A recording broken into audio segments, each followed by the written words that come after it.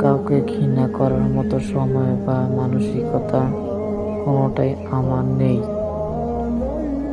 জীবন আমাকে এতটাই ক্লান্ত করেছে যে ঘৃণা আর পার নেওয়া শক্তিও আমার রাখেনি। যে মানুষ আমাকে গুরুত্ব দেবে তাকে আমি মন খুলে খুব ভালোবাসবো।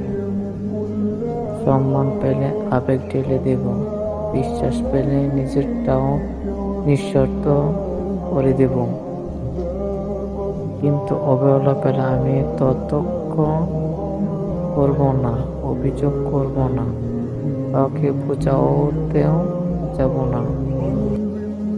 আমি চুপচাপ অনেক দূর সরে যাব, কারণ দূরে সরে যাওয়ার আমার রাগ না, এটাই আত্মসম্মান।